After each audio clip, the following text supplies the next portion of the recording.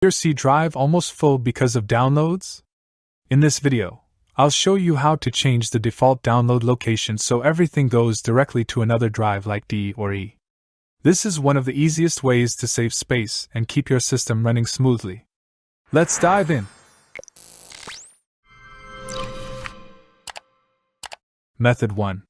Use the Windows File Explorer. Step 1. Double-click this PC icon to open Windows Explorer. Step 2.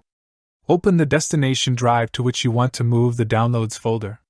In the root directory of the drive, right-click blank area and select New - folder to create a new Downloads folder. Step 3. Right-click the Downloads folder in the source partition, C drive, and choose Properties. Step 4. After the Downloads Properties dialog opens, go to the Location tab and click Move. Step 5. When the Select a Destination dialog opens, navigate to the destination drive, select the Downloads folder you created in the Step 2, and then click Select Folder. Step 6. When you return to the Downloads Properties dialog, click Apply. Step 7. A Move Folder dialog pops up asking if you want to move all of the files from the old location to the new location. Click Yes, and the Downloads folder as well as all files in it will be moved to the destination drive immediately. Method 2. Use AOMEI Partition Assistant. Step 1. Install and launch AOMEI Partition Assistant.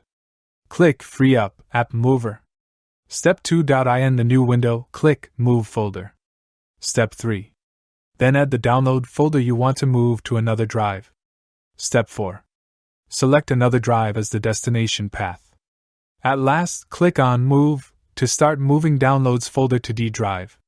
You can choose an external drive if you want to move Downloads folder to external hard drive. Thank you for watching here. See you in the next 2 videos. If you have any questions, please leave a comment or send us an email.